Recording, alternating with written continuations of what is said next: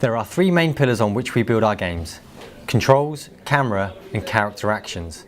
And these will define how the game will look, feel and play, and are the first areas to prototype in Hellblade.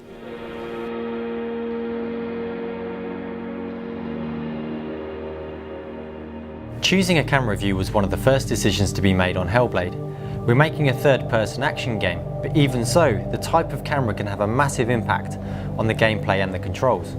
In Heavenly Sword we had cameras on rails which were painstakingly mapped into the levels by designers, and it is a system that won't really work for the more open world that we are building. In DMC we used a free-roaming camera, but it was still intelligent enough to behave well in most instances without player input. It took the coder the best part of 2 years to implement this system, and it's a luxury we simply cannot afford for Hellblade. Our world in Hellblade is more open than in previous games, and our team is small. So we can't afford to create a camera system that is heavily reliant on coders and designers. We need a camera that is cinematic, easy to implement, and gives the player complete control.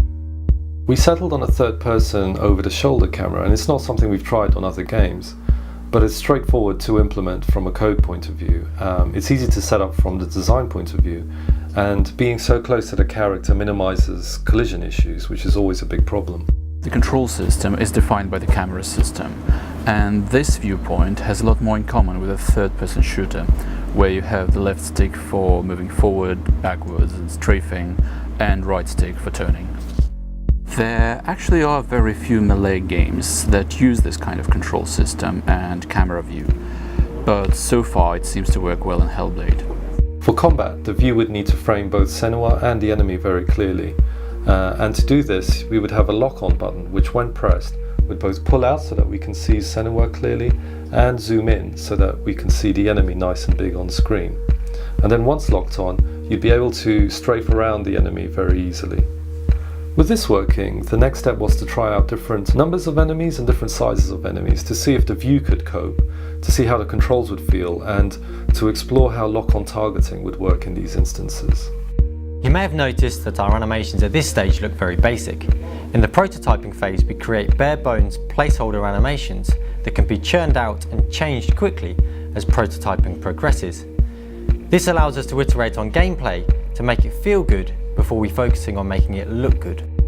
To find the right look for the combat animations, we always do a thing called style tests on all of our games, so it's no different for Hellblade.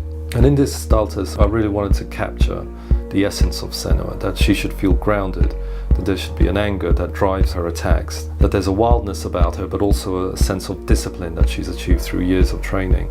Happy with the results, the next step is to cut this up into usable animations, to get them into the game to make sure we're hitting all of the right notes in terms of control and responsiveness, whilst at the same time maintaining the visual style.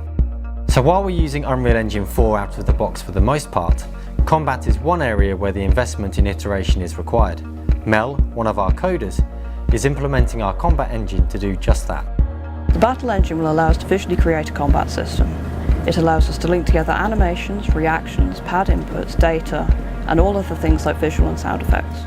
The Hellblade combat system is likely to involve hundreds of animations, sound effects, visual effects, and driving these are thousands of parameters that a designer will have to tweak over and over the course of the project. So the ability to iterate rapidly and often is what will determine the quality, the precision and the responsiveness of Hellblade's combat.